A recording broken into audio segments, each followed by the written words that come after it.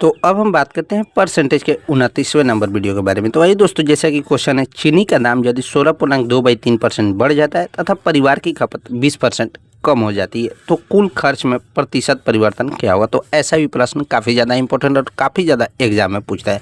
तो सबसे पहले आपको तो फॉर्मूला पता होना चाहिए दोस्तों।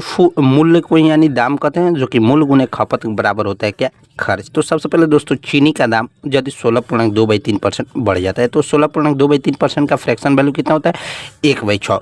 वहीं दोस्तों, तथा परिवार की खपत, जिसमें खपत में कितना मूल्य जो कि 1/6 बढ़ जाता है, जबकि खपत में 20% की कमी हो जाती है, तो यानी 1/5। तो 20% का फ्रैक्शन वैल्यू होता है 1/5, जो कि 1/5 में कमी हो जाती है। अब बात करते हैं दोस्तों, मूल्य गुने खपत बराबर क्या होता है, खर्च होता है।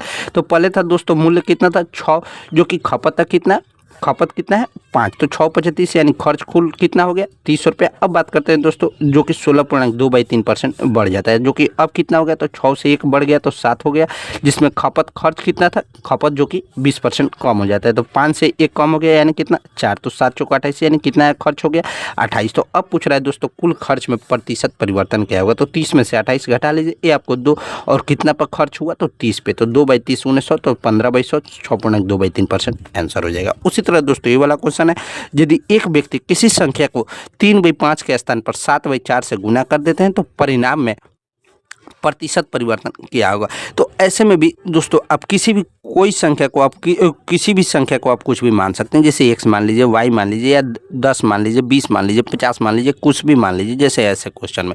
तो जैसे किसी भी संख्या का, तो मानिए संख्या 20 है, तो 20 को किसी 3/5 के स्थान पर कितना लिखना था, 7/4 से, तो 20 × 3/5 5 का 20 यानी 12 लिखना था।